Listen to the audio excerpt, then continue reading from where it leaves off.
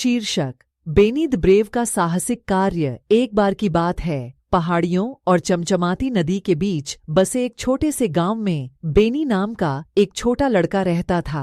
बेनी अपनी असीम जिज्ञासा और रोमांच के प्रति अपनी अतृप्त प्यास के लिए दूर दूर तक जाने जाते थे।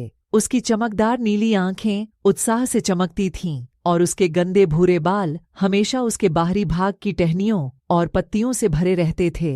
एक धूप भरी सुबह जब बेनी अपनी लकड़ी की तलवार से खेल रहा था, उसने गांव के बाहर जंगल से एक हल्की रहस्यमयी आवाज सुनी। यह एक धीमी मधुर गुनगुनाहट थी जो उसे बुलाती हुई प्रतीत हो रही थी। बेनी अज्ञात के आकर्षण का विरोध नहीं कर सका, इसलिए वह मनमोहक ध्वनि के स्रोत को उजागर करने के लिए दृढ़ संकल्पित होकर बहादुरी से जंगल में चला गया। जैसे जैसे वह जंगल में गहराई तक गया, ऊंचे पेड़ों की छाया लंबी होती गई और हवा ठंडी और ठंडी होती गई। बेनी को अपनी रीढ़ की हड्डी में उत्तेजना की सिहरन महसूस हुई। हर कदम के साथ गुनगुनाहट तेज और अधिक मनमोहक होती गई, जो उसे हल्की धूप में नहाए हुए एक छिपे हुए मैदान में ले गई। वहां ग्लेड के केंद्र में एक शानदार पेड़ खड़ा था जो बेनी ने पहले कभी नहीं देखा था। इसकी पत्तियां इंद्रधनुष के सभी रंगों से झिलमिलाती थीं और इसके तने पर जानवरों, फूलों और सितारों की जटिल नक्काशी की गई थी।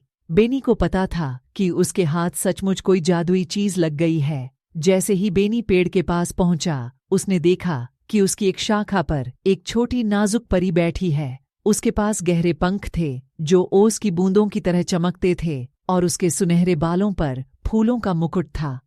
वह मंत्र मुग्ध कर देने वाली गुनगुनाहट का स्रोत थी। हेलो युवा साहसी, परी चिल्लाई। उसकी आवाज तितली के पंखों की तरह नाजुक थी। बेनी की आंखें आश्चर्य से फैल गईं। हेलो परी, मैं बेनी हूँ और मुझे रोमांच पसंद है। आपका नाम क्या है? मैं लूना हूँ, उसने आंखों में चमक के साथ उत्तर दिया। मैं तुम्हारे जैसे किसी साहसी और जिज्ञासु व्यक्ति का इंतजार कर रहा था। मेरे पास तुम्हारे लिए एक विशेष कार्य है। बेनी का दिल उत्साह से दौड़ गया। मैं तैयार हूँ लूना, तुम्हें मुझसे क्या करवाने की जरूरत है? लूना ने बताया कि जादुई पेड़ संकट में था। इसकी जीवन शक्ति खत्म हो रही थी और इसे मंत्रमुग्ध वन के मध्य में पाई जाने वाली दुर्लभ सामग्रियों से बनी एक विशेष औषधि की आवश्यकता थी।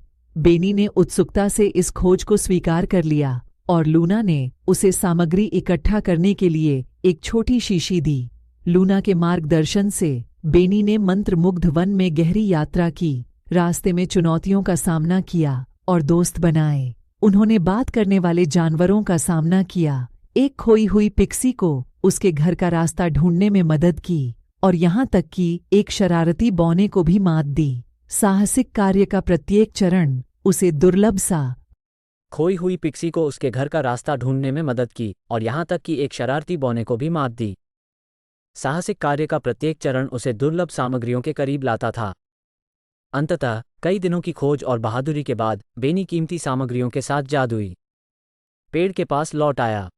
लूना के मार्गदर्शन से उसने औषधि बनाई और पेड़ को खिला दी। उसकी पत्तियां और भी अधिक चमकने लगीं और गुनगुनाहट से घास का मैदान एक आनंदमय संगीत से भर गया। लूना ने बेनी को धन्यवाद दिया और अपनी कृतज्ञता के प्रतीक के रूप में उसे परी धूल की एक छोटी शीशी की पेशकश की। परी धूल के छींटे के साथ बेनी ने आने वाले और अधिक रोमांचों की कामना की। जैसे ही वो मंत्रमुग्ध वन से बाहर निकला, बेनी को उपलब्धि और खुशी की गहरी अनुभूति महसूस हुई। वो जानता था कि चाहे वह कितना भी छोटा क्यों न हो, वह बहादुर, दयालु और जिज्ञासु बनकर दुनिया में बड़ा बदलाव ला सकता है। और इसलिए बेनी अपने गांव लौट आया। उसका दिल और आत्मा मंत्रमुग्ध वन के जादू और लूना नामक दयालु परी की दोस्ती से हमेशा के लिए प्रभावित हो गया। हाथ में लकड़ी की तलवार और आंखों में चमक के साथ वह आने वाले दिनों में होने वाले कई साहसिक कारनामों की प्रतीक्षा कर रहा था। समाप्त।